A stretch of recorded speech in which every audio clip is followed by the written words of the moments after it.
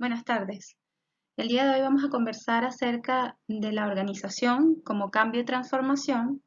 pero visto desde las imágenes de Morgan, en donde se debe comprender que el estudio de las organizaciones son el resultado de la convergencia de diversas disciplinas, tales como la sociología, la psicología, la historia, la administración, el estudio de las leyes. Es por eso que Pérez y Guzmán, citando a Montaño en el año 2014, hacen referencia a lo siguiente. La organización en tanto espacio social complejo puede ser entendida como un punto de encuentro donde se entrecruzan diversas lógicas de acción, política, cultural, afectiva, racional, etc., múltiples actores que propugnan por diversos proyectos sociales y por lo tanto distintas interpretaciones del sentido institucional, reflejando intereses particulares, pero también ilusiones, fantasías y angustias. Las fronteras físicas y legales, los objetivos y estructuras formales, los reglamentos, los organigramas y los planes representan solo la parte visible de la organización. Su verdadero significado reside en ámbitos no perceptibles a primera vista, fuera del conocimiento cotidiano que nos brinda la experiencia. De ahí la importancia del esfuerzo académico por hacerlo inteligible.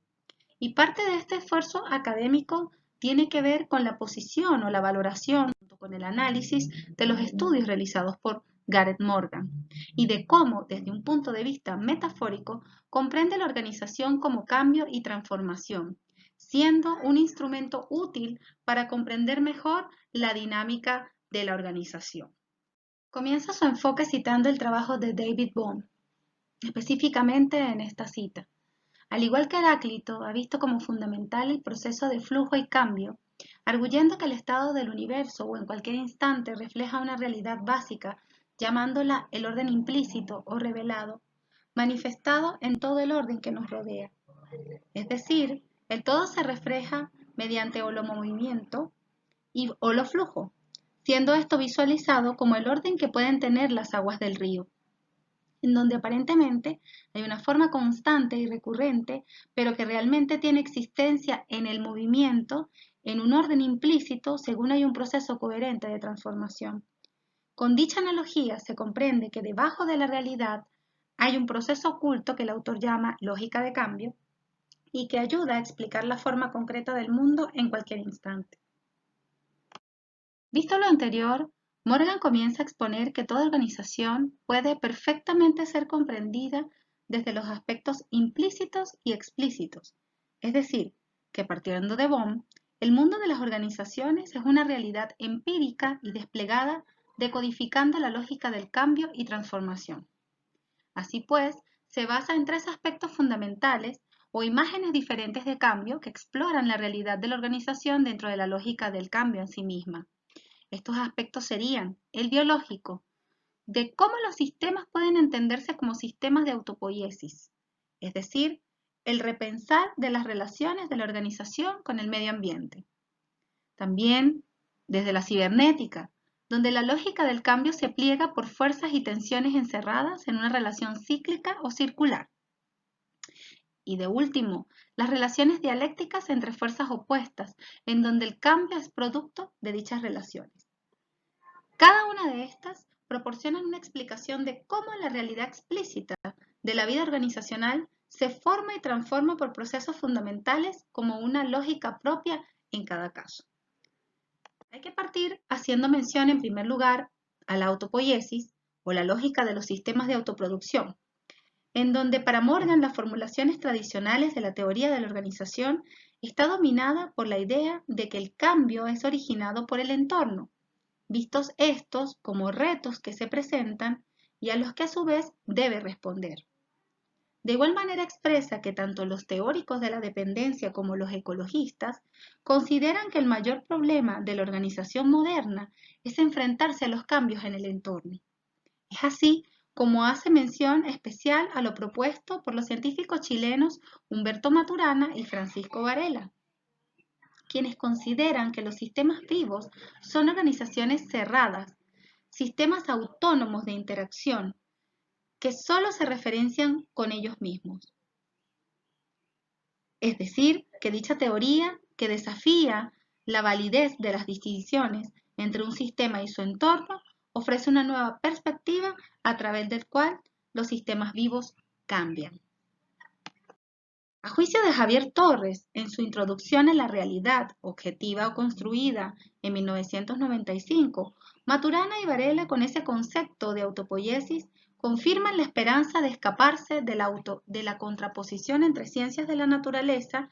las duras, y las ciencias del espíritu, las blandas, o también entre ámbitos de objetos que obedecen a las leyes y ámbitos objetuales que solo pueden ser interpretados en forma de textos. Dichos autores, con su término derivado del griego capacidad de producir, explican que el objetivo final de todo sistema es producir su propia organización,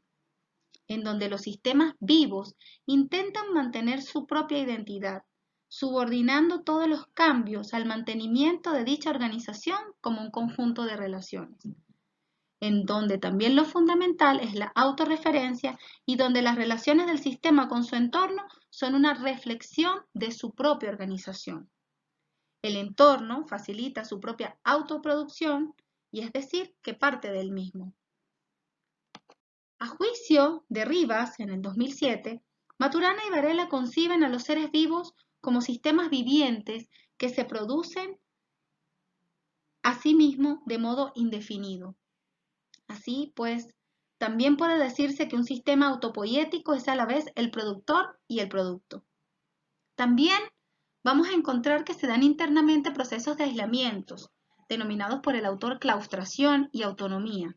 que son de índole organizacional y que va dirigida a mantener un modelo estable de relaciones distinguiéndose de las demás. Morgan sostiene que Maturana y Varela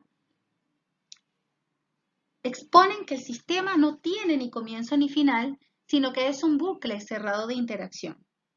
El ejemplo más preciso de los autores, traído a colación por Morgan, es el de las abejas, como un organismo biológico, que está inmerso en una cadena de sistemas biológicos autorreferencial con su propia organización cíclica y a su vez vive dentro de una sociedad de abejas donde las relaciones también son cíclicas. Si se llegase a eliminar una de ellas, todo el conjunto cambiará, pues a su vez la abeja se relaciona con el mundo botánico, con el sistema animal, también con el agricultor, con lo humano, con lo ambiental, con lo social, es decir, que todos estarían relacionados entre sí. Aquí lo fundamental es comprender cómo cada elemento combina simultáneamente con el mantenimiento de sí mismo y con el mantenimiento de los otros. Esta teoría de la autopoiesis afirma que los sistemas pueden reconocerse asemejando entornos, pero insistiendo que la relación con cualquiera de ellos está internamente determinada. De igual manera, Morgan cita en su trabajo a Gregory Bateson, quien está interesado en los aspectos ecológicos de los sistemas, y señala que el modelo de sistema tiene que entenderse como un todo y como poseedor de la lógica propia y no como una red de partes separadas. Con ello se debería comprender que un sistema simplemente no interactúa con un entorno externo, sino que las transacciones de un sistema con el entorno son realmente transacciones por sí mismas, es decir, derivadas de su propia naturaleza y del quehacer. También, por otra parte, señala el trabajo de Ilya Prigogine, quien demostró que cambios aleatorios en un sistema pueden conducir a nuevos modelos o patrones de estabilidad y orden, siendo reconocidos en esto a los sistemas vivos. Señala también que en estos el orden y la autoorganización emergen del azar, se dispara la inestabilidad y los cuantos son capaces de transformar el sistema entero de actividades. Visto desde la autopoiesis, la variación al azar proporciona la posibilidad de reconocer que surgen nuevas identidades dentro de su propio sistema.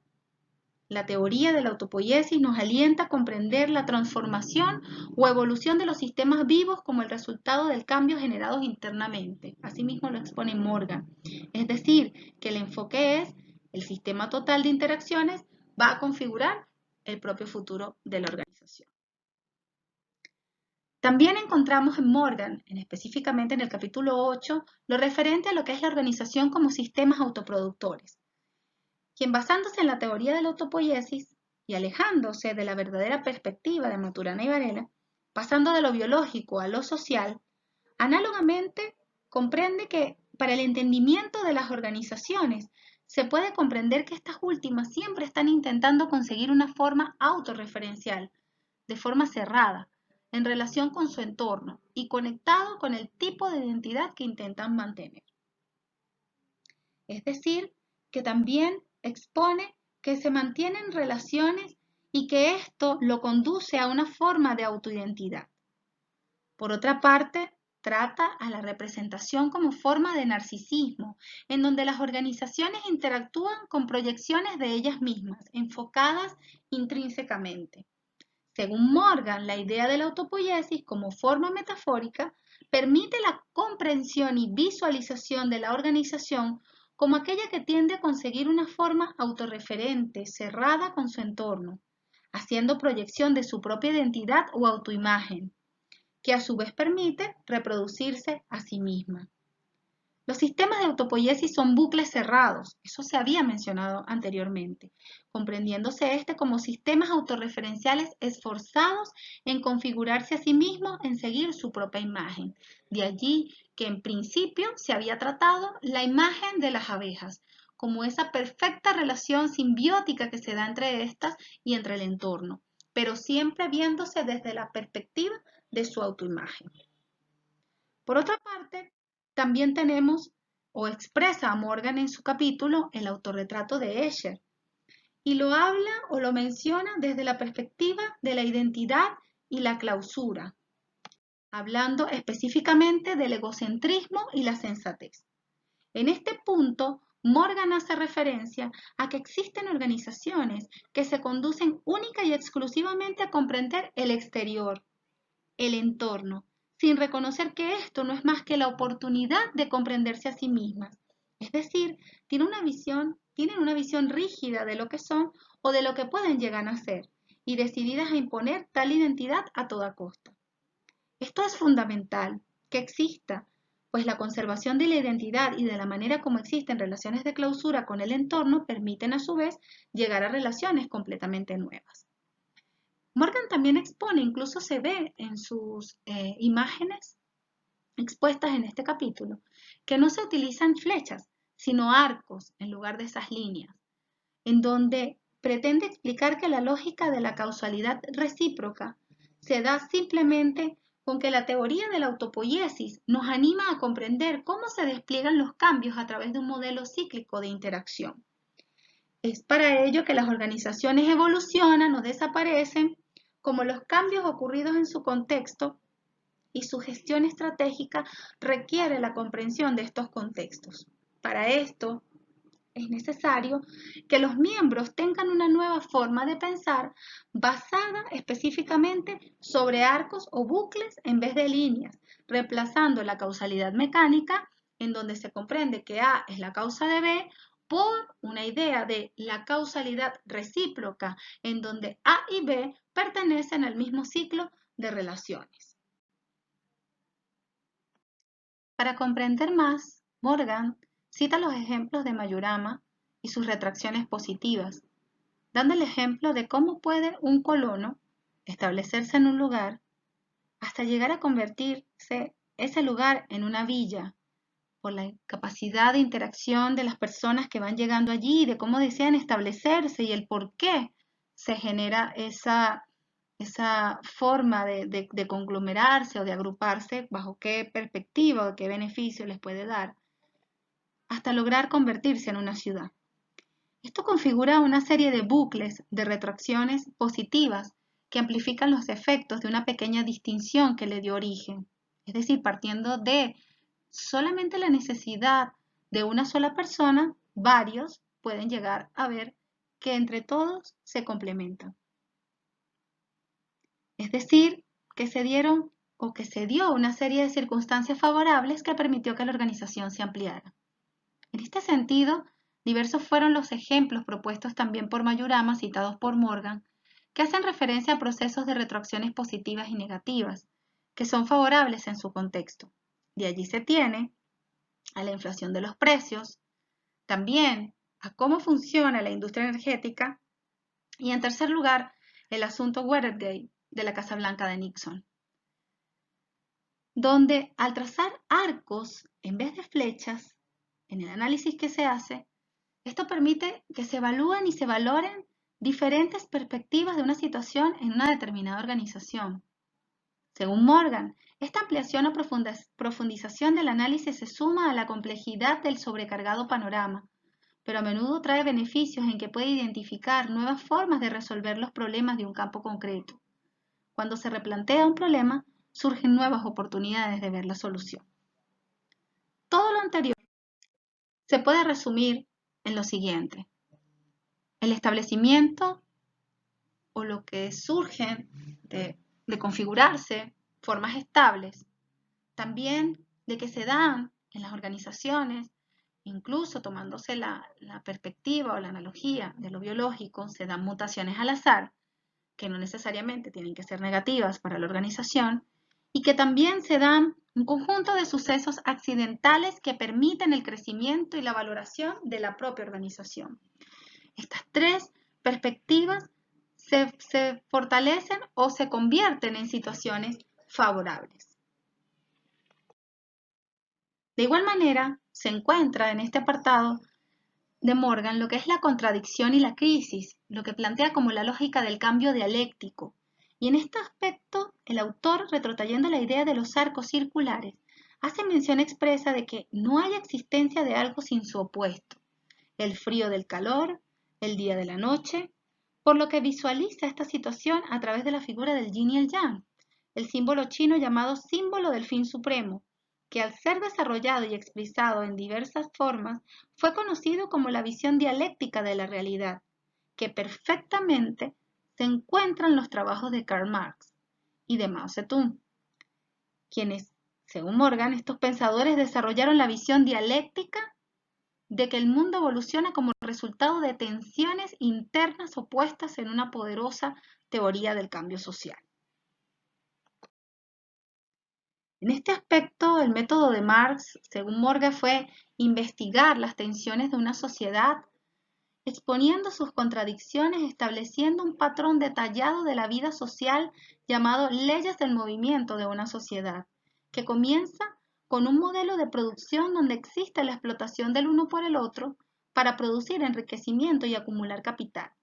por lo que tuvo que exponer contradicciones básicas y las leyes del movimiento que la originan dan valor útil, valor de mercado, plusvalía, donde el foco de origen se transforma y da inicios a enfrentamientos de carácter social, el conflicto entre los capitalistas y los trabajadores, los dirigentes y los sindicatos, la burguesía y el proletariado, los productores y quienes no lo son, y todo lo derivado de la plusvalía. Finalmente, se resalta la visión de la naturaleza del cambio.